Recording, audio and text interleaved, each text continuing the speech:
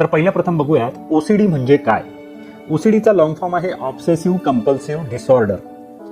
हा एक मानसिक विकार आहे ज्यामध्ये व्यक्तीच्या मनात सतत अनैच्छिक विचार येतात, ज्याला आपण ऑब्सेशन्स असं म्हणतो, आणि त्यापासून मुक्त होण्यासाठी ती व्यक्ती वारंवार विशिष्ट कृती करते ज्याला कंपल्शन्स असं म्हणतात.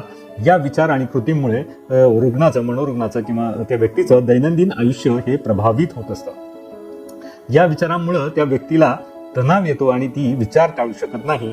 उदाहरणार्थ संक्रमणाची भीती, हात न धुतल्यानं किंवा वस्तू स्वच्छ न ठेवल्यानं संसर्ग होईल अशी सतत भीती वाटणं.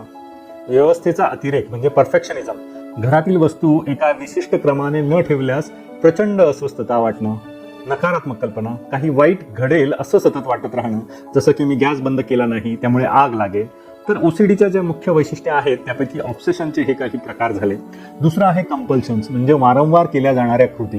हे विचार दूर करण्यासाठी व्यक्ती मग काही विशिष्ट कृती वारंवार करतात, जसे की अति हात धुणे आणि स्वच्छता राखणे, वारंवार दार लॉक केले आहे का ते तपासणे, संख्या मोजणे, प्रार्थना करणे किंवा काही गोष्टी विशिष्ट क्रमाने करणे.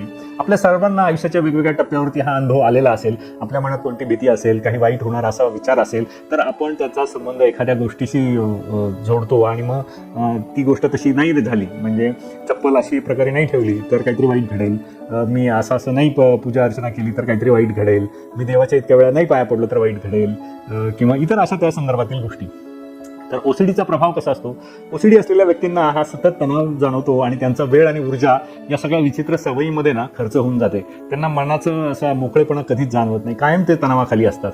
आणि हा विकार सुरुवात छोट्या छोट्या गोष्टींपासून होते, परंतु तो हळूहळू वाढू शकतो आणि उपचार न घेतल्यास मग तो एकदम तीव्र स्वरूप धारण करू शकतो.